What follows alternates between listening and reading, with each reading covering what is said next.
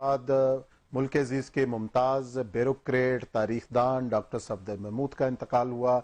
इसके अलावा एक मुमताज़ इंजीनियर मुख्तार अहमद फारूकी जो एक बहुत ही नायाब और बहुत ज़बरदस्त रिसाला मुजल्ला निकाला करते थे, वो भी इस दुनिया से चले गए। इन दोनों शख्सियात के हवाले से गुफ्तगू करते हैं और ये सब डॉक्टर सफदर महमूद साहब हमारे प्रोग्रामात में भी आते रहे। पाकिस्तान की तारीख के ऊपर उनकी ग्रां कदर खिदमात हैं, पाकिस्तान की तारीख को उन्होंने महफूज किया। इसके अलावा एक ब्यूरोक्रेट भी थे, आपके सीनियर भी थे। तो डॉक्टर सफदर महमूद साहब का जो चले जाना है, ये पाकिस्तान के अंदर एक ऐसी शख्सियत का कि जो खला पूरा नहीं हो सकता। क्या कहेंगे आप?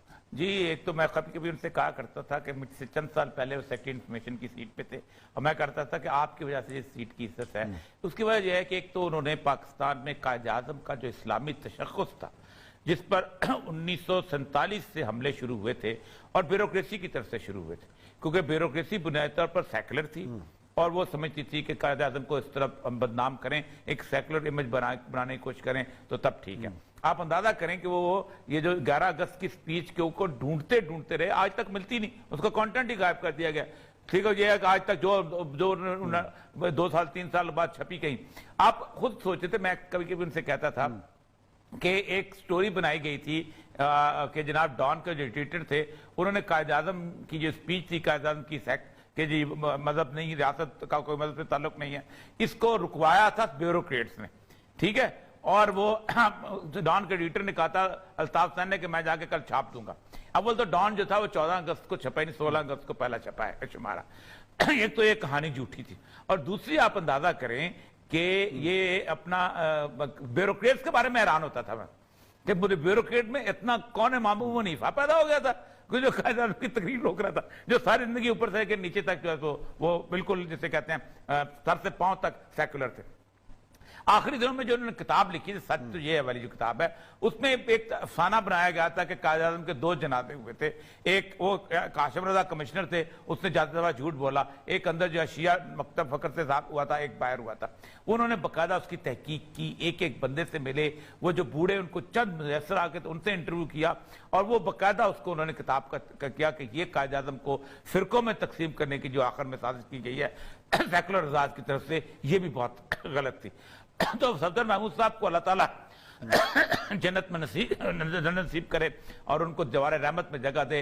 उन्होंने पाकिस्तान के इस्लामी तशख्खुस और कायद-ए-आज़म के इस्लामी तशख्खुस, खासतौर पे अल्लामा असद के ज़माने में जब मैं काम कर रहा था तो खासतौर पे मेरे पास आप बैठा करते थे और फिर कभी ये चीज़ें दे, कभी ये चीज़ें निकाल, कभी ये चीज़ें दे। और कायद-ए-आज़म का जो उन्होंने कायद-ए-आज़म ने इस मुल्क को जो इस्लामी तर्ज ज़िंदगी के ऊपर ढालने के लिए काम किया, उस पर सफदर महमूद साहब का बहुत बड़ा काम था। और दूसरी जो शख्सियत है इंजीनियर मुख्तार अहमद फारूकी, इनका को तारुफ करवाइएगा, ये कितनी बड़ी शख्सियत है? देखिए, डॉक्टर इसरार अहमद के साथियों में से थे और डॉक्टर इसरार अहमद साहब के 3 शहरों में बड़े मराकज हैं। एक तो लाहौर में ज़ाहिर बात है डॉक्टर साहब खुद यहाँ थे, दूसरा कराची में आपने देखा होगा, कराची में उनका बहुत बड़ा डिफेंस के अंदर उनका मरकज है, बहुत बड़ा वहां भी डॉक्टर साहब बड़ा अरसा रहे। लेकिन एक दूर दराज इलाका जिसे हम जंग कहते हैं, उस जंग के अंदर जो इन्होंने कुरान मरकज कायम किया है और जो हॉल है, जो लाइब्रेरी है और उसके अंदर जो किस तरह के उन्होंने उलूम जमा किए हैं। और सबसे बड़ी बात यह है कि पाकिस्तान में तर्जमानुल कुरान जो मौला मौदूदी निकाला करते थे, उसके बाद यानी ये तंजीम इस्लामी भी इतना अच्छा रिसाला निकाल सकी, हिकमत बालगा के नाम से एक रिसाला निकाला करते थे।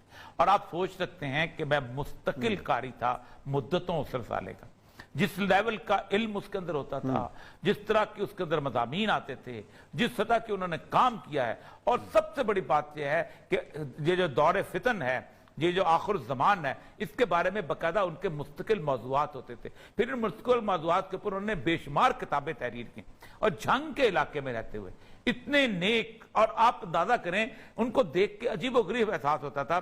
सादा से कपड़े जो कि इस्त्री भी नहीं हुए होते थे और एक बिल्कुल एक खद्दर की पगड़ी सी उन्होंने बांधी होती थी और उसके अंदर से ऐसा लगता था कि इल्म आ रहा है, और इल्म भी दीन का इल्म। और बुनियादी तौर पर इंजीनियर थे, सारी जिंदगी इंजीनियर की नौकरी की और फिर उसको छोड़ के यहाँ आए और उनका हाल जो है आज भी वो जो है। उसके अंदर एक और आखिरी बात करूं, आपका टाइम खत्म है। उन्होंने जंग में यौम पाकिस्तान 27 रमजान को मनाने की रिवायत डाली थी और हर साल 27 रमजान का जलसा करते थे। بہت بڑی بات ہے جی، بہت بڑی بات ہے. اللہ تعالیٰ ان دونوں شخصیات کو اپنے جوار رحمت میں جگہ دے اور ان کو جنت الفردوس عطا فرمائے. اسی نوٹ کے ساتھ ہم پروگرام کا وقت ختم ہوا. کل انشاءاللہ پھر ملاقات کریں گے کچھ نئے موضوعات کے ساتھ. اپنا خیال رکھیے گا.